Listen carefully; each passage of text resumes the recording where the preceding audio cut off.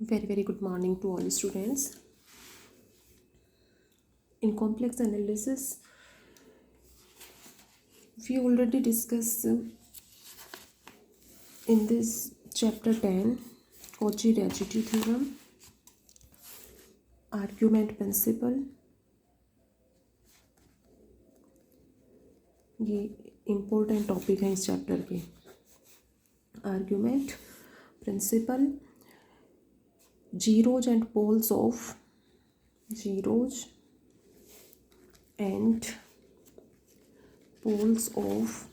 meromorphic function. क्या था इसमें थ्योरम का स्टेटमेंट? मीरोमॉर्फिक फंक्शन. इसमें क्या प्रूव किया था? 1/2 pi iota integration of c f dash z upon f z d z, कि यहाँ पर फंक्शन एफ जेड गिवन हो और न्यूमरेटर में इसका डिफ्रेंसिएशन हो. तो इसके अकॉर्डिंग ये टर्म किसके इक्वल होगा? n minus p, number of zeros minus number of poles of the function F z. ठीक है, तो इस इंटीग्रेशन का वैल्यू इवेलुएट करने के लिए इस 2 पाई आयोटा को इससे मल्टीप्लाई कर देंगे, number of zero find out कर लेंगे, number of poles find out कर लेंगे. तो ये इंपॉर्टेंट टॉपिक है सभी. Cauchy residue theorem, argument principle, zeros and poles of meromorphic function. Next Rouché theorem. इससे प्रीवियस वीडियो में आप लोगों को प्रूव करवाया था. तो सभी थ्योरम्स बहुत अच्छे से एक्सप्लेन कर दी, एग्जाम्पल्स 1 to 10, और ये सभी टॉपिक्स आपको बहुत अच्छे से एक एक चीज़ क्लियर करी है. अब आप प्रैक्टिस करोगे, लिख कर उसको ट्राई करोगे, देन बहुत अच्छे से क्लियर हो जाएंगी चीज़ें. रूसे थ्योरम का स्टेटमेंट क्या था? इसमें क्या था, क्या गिवन था इसमें कि the function F Z and g z are analytic function inside function fz and gz are analytic on and inside the closed contour C with the condition mod of gz is less than mod of fz, कि ये दोनों function analytic function होंगे किसी भी close contour सी के अंदर और ऊपर, and mod of G Z is less than F Z. Then क्या कहती है रोसी थ्योरम कि the function F Z and F Z plus G Z have same number of zeros, same number of zeros inside the close contour C, कि C के अंदर function F Z और F Z plus G Z के zeros का जो number है वो same होंगे. इसके जितने जीरोज होंगे फंक्शन एफ जेड की, उतने ही इसके जीरोज होंगे. तो नेक्स्ट जो थ्योरम है उसको, उसमें इसका यूज आएगा. ठीक है, रोसे थ्योरम का. नेक्स्ट थ्योरम्स, 2 थ्योरम और रिमेनिंग थ्योरम है इसमें, फंडामेंटल थ्योरम ऑफ अलजेब्रा और एक उसके नेक्स्ट छोटी सी थ्योरम है. तो उसमें रोसे थ्योरम को यूज करके और प्रूव करोगे. ठीक है, एक अपना लिवेली थ्योरम करवाई थी आप लोगों को, लिवेली थ्योरम. उसमें क्या था कि function F Z is analytic and bounded on the close contour C, कि फंक्शन एफ जेड एनालिटिक है और बाउंडेड है, then function F Z will be constant.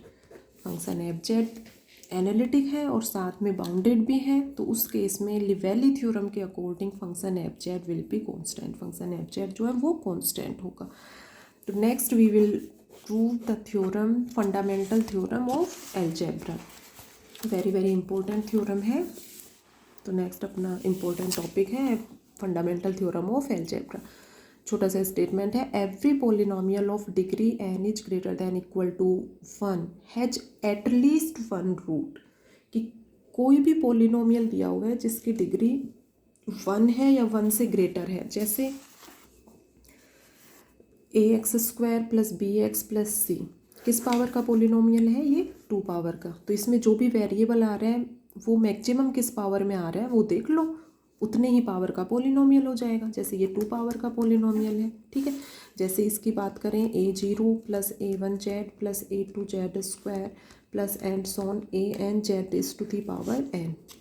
तो इसमें वेरिएबल क्या है, जेड है, और इसकी मैक्सिमम पावर क्या है, एन है। तो ये एन पावर का पोलिनोमियल हो गया, it is an power polynomial. ठीक है, क्लियर है। तो इसमें क्या गिवन है थ्योरम में, every polynomial of degree N is greater than equal to 1 has at least 1 root. ठीक है, कि 1 और 1 से ग्रेटर डिग्री का कोई भी पोलिनोमियल है तो उसका कम से कम एक रूट होगा, 2 भी हो सकते हैं, 3 भी हो सकते हैं, ज़्यादा भी हो सकते हैं, लेकिन एक रूट कम से कम एग्जिस्ट करेगा। ठीक है, तो सबसे फर्स्ट सपोज करोगे एन पावर का पोलिनोमियल। ठीक है, ये एन पावर का पोलिनोमियल है, यहाँ A N is not equal to 0, क्योंकि ए एन ही 0 हो जाएगा तो फिर ये एन पावर का पोलिनोमियल नहीं होगा। ओके, ठीक है, तो यहाँ पर condition A N is not equal to 0।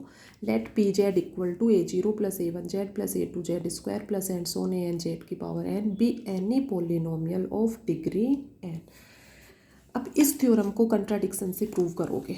ठीक है, कंट्राडिक्शन से प्रूव करेंगे मीन्स क्या हुआ कि इसमें क्या कह रहा है कि इसका एटलीस्ट 1 रूट होगा, तो इसका कंट्राडिक्शन अपोजिट हो जाएगा इसका, कि इसका कोई भी रूट नहीं है। Let P Z does not have any root. अब इसका कोई भी रूट नहीं है, इसका मीन्स क्या है, जैसे ये कोई इक्वेशन है ए एक्स स्क्वायर, जनरल इसी से बता देते हैं, ये कोई भी इक्वेशन है। ठीक है, इसके 2 रूट सपोज करते हो अल्फ़ा और बीटा, 2 रूट ही होंगे क्योंकि 2 पावर की 2 डिग्री की इक्वेशन है, ये 2 डिग्री का पोलिनोमियल है या 2 डिग्री की इक्वेशन है। ठीक है, तो इसके 2 रूट्स होंगे, जैसे भाई इक्वेशंस इस तरह से होती हैं, 2x square plus 5x, 2x square plus 6x plus 3, कैसे भी ले लो, इक्वल टू 0, ये कोई भी इक्वेशन दी हुई है। ठीक है, तो इसको सॉल्व करोगे तो x की 2 वैल्यू जाएंगी। ठीक है, इसको सॉल्व कर सकते हो इजीली फैक्टर करके और x की वैल्यू फाइंड आउट कर लो, तो इससे x की वैल्यू आएंगी और x की 2 वैल्यूज़ यहाँ पर फाइंड आउट होंगी। ठीक है, तो ये क्वाड्रेटिक इक्वेशन हो गई। तो इसके सपोज 2 रूट्स हैं अल्फ़ा और बीटा, तो यहाँ से अल्फ़ा प्लस बीटा और alpha into beta find out कर सकते हो, सम ऑफ द रूट्स और product of the root. Alpha plus beta तो क्या हो जाएगा, माइनस बी अपॉन ए, और अल्फ़ा इंटू बीटा 2 रूट्स का मल्टीप्लीकेशन सी अपॉन ए, इस तरह से फाइंड आउट करते हो। तो मीन्स क्या हुआ कि जिस भी एक्स का जो वेरिएबल है वो जिस पावर में आ रहा है, जिस भी डिग्री की इक्वेशन है, उतने ही रूट फाइंड आउट होते हैं। ठीक है, तो यहाँ पर ये कह रहे हो कि P z have no root, कि पी जेड जो इक्वेशन ले रहे हो उसका कोई भी रूट नहीं है, मीन्स जेड की कोई भी वैल्यू फाइंड आउट नहीं होगी। क्लियर है सभी को? तो 2 रूट्स, और जैसे एक्स की जो भी, जैसे फॉर एग्जांपल ये क्वाड्रेटिक इक्वेशन है। ठीक है, इसको सॉल्व करोगे, x square plus 5x plus 6, इसको सॉल्व करोगे तो इससे x की 2 वैल्यूज़ फाइंड आउट होंगी, x इक्वल टू -2 और -3। तो x की जो भी वैल्यूज़ फाइंड आउट होंगी वो उस इक्वेशन को सेटिस्फाई करेंगी। ठीक है, या तो ये कहो कि ये इक्वेशन इसको सेटिस्फाई करेंगे मीन्स x की वैल्यू -2 पुट करोगे इसमें, तो ये वैल्यू किसके इक्वल आएगी, 0 के इक्वल आएगी। ठीक है, तो यहाँ पर क्या कह रहे हो, इसका कंट्राडिक्शन पार्ट लेकर प्रूव करेंगे। P Z does not have any root, कि इसका कोई भी रूट नहीं है, मीन्स जेड की कोई भी ऐसी वैल्यू एग्जिस्ट नहीं करेगी जिसके अकॉर्डिंग इसकी वैल्यू क्या हो जाए, 0 हो जाए। ठीक है, और वैसे भी इसका कोई भी रूट नहीं है, means P Z is not equal to 0। ठीक है, यदि इसका कोई रूट एग्जिस्ट करता, ठीक है, इसका कोई भी रूट एग्जिस्ट करता तो जेड की वैल्यू उससे फाइंड आउट होती। ठीक है, और जेड की वैल्यू इसमें पुट करने से पी जेड इक्वल टू क्या होता, 0 होता। जैसे ये एक्स की वैल्यू ये फाइंड आउट हुई और इनको पुट करने से ये 0, तभी ये इस इक्वेशन के रूट होंगे। ठीक है, तो यहाँ पर अपोजिट पार्ट लेकर चलोगे, P Z does not have any root, means P Z is not equal to 0 for all value of Z in finite complex plane. अब P Z not equal to 0 है, तो इस केस में कोई भी function suppose किया F Z equal to 1 upon P Z. ठीक है, here P Z is not equal to 0, P Z की वैल्यू पुट कर दो यहाँ पे, f z be analytic function in finite complex plane. ये एनालिटिक फंक्शन होगा क्योंकि पी जेड जो है वो इसके कोई भी जीरो नहीं है, P Z is not equal to zero. ठीक है, जीरो क्या होते हैं जिससे पी जेड की वैल्यू जीरो हो जाए, बट यहाँ पर नॉट इक्वल टू जीरो है तो इसका कोई भी जीरो नहीं है, मीन्स ये जो है वो एनालिटिक फंक्शन होगा। पी जेड की वैल्यू पुट कर दो, देखो सिंपल है ये 2-3 स्टेप अब इसमें बिल्कुल। तो पी जेड की वैल्यू पुट करोगे तो A0 plus A1Z plus A2Z square plus and so on AN Z is to the power n। Common ले लो, Z is to the power n common लोगे तो ये टर्म इस फॉर्म में हो जाएगी। ठीक है, taking Z tends to infinite, if we take Z tends to infinite then we get limit Z tends to infinite f Z tends to zero. Z tends to infinite put करोगे तो ये 1 upon infinite की power कुछ भी हो infinite, 1 upon infinite क्या हो जाएगा जीरो। तो इस केस में ये टर्म टेंस टू जीरो हो जाएगा। इसको इसी फॉर्म में रिप्रेजेंट कर सकते हैं, क्यों, वही बात हो गई कि for every epsilon is greater than zero, ये टेंस टू जीरो है।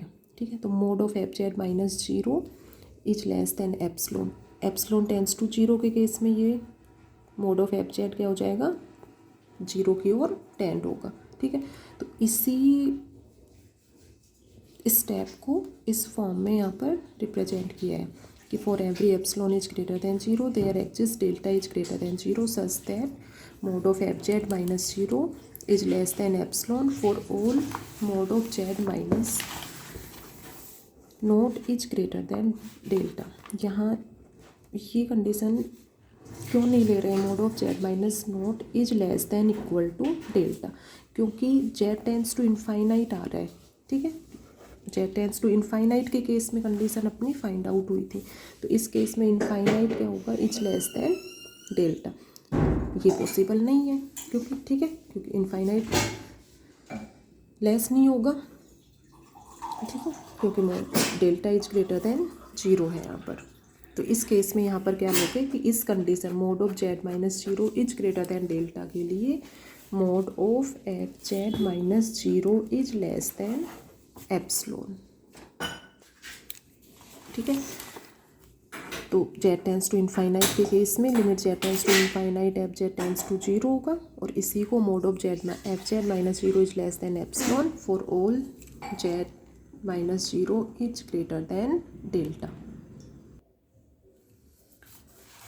तो मेनली अपने पास कंडीशन आ गई, mod of F z minus zero is less than epsilon for mod of z minus zero is greater than delta.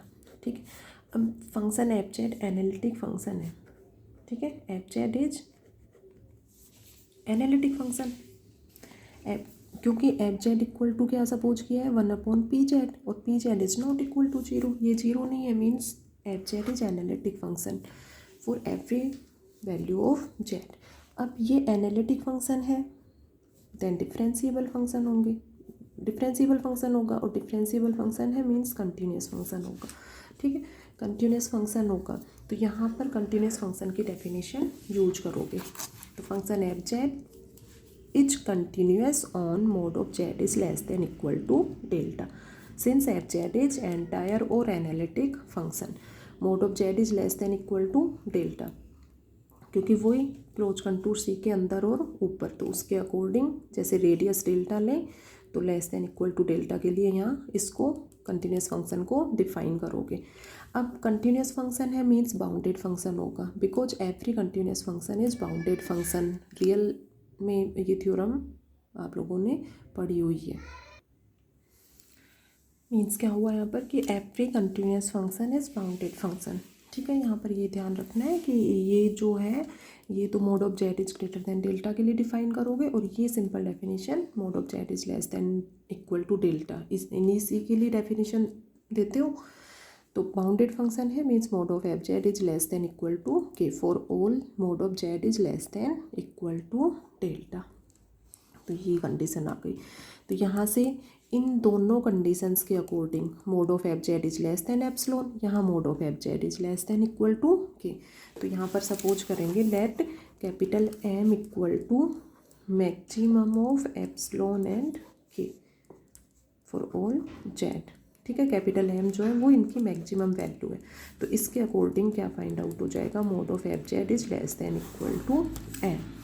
ठीक है, तो means if capital M equal to maximum of epsilon and K then mod of F Z is less than equal to M for all, क्या लोगे यहाँ पे condition, for all Z, क्योंकि देखो ये mode of Z is less than equal to delta के लिए define हो रहा है और ये mode of Z is greater than delta. ठीक है, तो सभी वैल्यूज आ गई। तो यहाँ से क्या कहोगे, for all values of Z we say that mode of F Z is less than equal to M. तो यहाँ से अपना इसका मीन्स क्या हो गया कि the function F Z is bounded function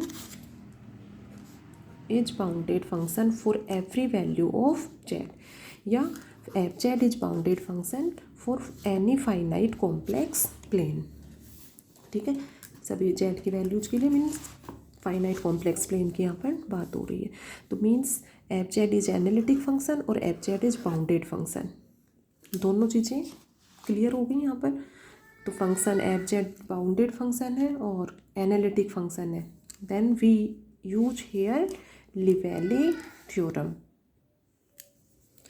तो देखो मीन्स फर्स्ट तो यहाँ पर एफ जेड इस फॉर्म में है, then we say that function F Z is analytic function in finite complex plane. ठीक है, और यहाँ से mode of F Z is less than equal to K हो गया। ठीक है, इसके इन दोनों की मैक्सिमम वैल्यू यदि एम है तो mod of F Z is less than equal to M for all values of Z या एवरी फाइनाइट कॉम्प्लेक्स प्लेन। तो इसके according function F Z bounded function हो जाएगा, F Z is bounded in finite complex plane. Function F Z analytic function है और bounded function है finite complex plane में। Then we use here Liouville theorem. Liouville theorem का statement क्या है, if the function F Z is analytic and bounded on close contour C then function F Z is constant. ठीक है, तो यहाँ से Liouville theorem के अकॉर्डिंग फंक्शन एफ जेड क्या हो जाएगा, कॉन्स्टेंट। लेकिन फंक्शन एफ जेड कॉन्स्टेंट नहीं हो सकता, क्यों क्यों क्योंकि पी जेड जो है वो अपना क्या है, P Z equal to A zero plus A one Z plus A two Z plus and so on A N Z is to the power N, और A N is not equal to zero. A N not equal to zero है तो ये constant नहीं होगा, P Z constant नहीं होगा, then F Z does not constant. ठीक है, क्लियर है सभी को। तो यहाँ से P Z is constant which is contradiction because P Z is polynomial of degree N. तो किसी भी वे में कह सकते हो कि पी जेड कॉन्स्टेंट कब होगा, एफ जेड कॉन्स्टेंट है तो पी जेड भी कॉन्स्टेंट होगा। ठीक है, या वैसे भी हम बता सकते हो F Z equal to 1 P Z है। ठीक है, फंक्शन एफ जेड कॉन्स्टेंट है तो ये भी कॉन्स्टेंट होगा। भी जैसे 4 है या 10 है तो 2/5, 10 है 10/2। ठीक है, तो कॉन्स्टेंट वैल्यू होगी। तो इस केस में फंक्शन एफ जेड कॉन्स्टेंट है तो पी जेड भी कॉन्स्टेंट होगा, लेकिन पी जेड कॉन्स्टेंट नहीं हो सकता। तो ये पी जेड कॉन्स्टेंट होगा, ये कंट्राडिक्शन हो गया। कंट्राडिक्शन क्यों हुआ, क्योंकि क्या लेकर चले थे कि पी जेड है, P Z is not equal to zero, means P Z is no root, P Z का कोई भी रूट नहीं है। ठीक है, तो उसके अकॉर्डिंग असेम्पशन जो है वो रॉन्ग हो गया, असेम्पशन रॉन्ग है। इसका मीन्स क्या है कि P Z has at least 1 root, कि पी जेड का कम से कम एक रूट एग्जिस्ट करेगा। ठीक है, यही प्रूव करना था कि every polynomial of degree N is greater than equal to 1 has at least 1 root. ठीक है, कोई भी पोलिनोमियल जिसकी डिग्री 1 या 1 से जाता है तो उसका एक रूट एग्जिस्ट करेगा। ठीक है, इस थ्योरम को कंट्राडिक्शन से प्रूव किया था, जिसमें क्या लेकर चले थे, इसका contradiction P Z is not equal to zero, कि पी जेड का कोई भी रूट एग्जिस्ट नहीं कर रहा। P Z is not equal to zero का मीन्स यहाँ पर ये है कि जेड की वैल्यू कोई भी उसमें यदि पुट करोगे तो वो जीरो नहीं होगा। जीरो हो जाता है देन वो उसको सेटिस्फाई करेगी जेड की वैल्यू और फिर वो रूट हो जाएगा उसका। तो ये कंसेप्ट क्लियर होना चाहिए यहाँ सभी का। बाकी थ्योरम ईजी है। तो फंक्शन एफ जेड को इसमें मेन एम क्या था, फंक्शन एफ जेड को एनालिटिक बताया है और एफ जेड को बाउंडेड। ठीक है, एफ जेड को बाउंडेड बताने के लिए ये दोनों कंडीशन बताइए, mod of F Z is less than epsilon और mod of F Z is less than equal to K. इसके अकॉर्डिंग प्रूव किया था mod of F Z is less than equal to M, तो ये bounded हो गया। ठीक है, तो क्लियर हो गया सभी को। अब इसको अच्छे से रिवाइज करना, फिर भी कहीं कन्फ्यूजन हो तो पूछ लेना। ठीक है, तो इस फॉर्म में भी स्टेटमेंट यहाँ पर आ सकते हैं थ्योरम का कि by application of Liouville theorem prove the fundamental theorem of algebra. तो इसमें ये कंफ्यूज नहीं होना, क्योंकि इसमें मेनली लिवेली थ्योरम का ही यूज हुआ है, उसी से इसको प्रूव किया है। ठीक है, तो फंडामेंटल थ्योरम ऑफ अलजेब्रा, ये अपना टॉपिक कंप्लीट हो गया।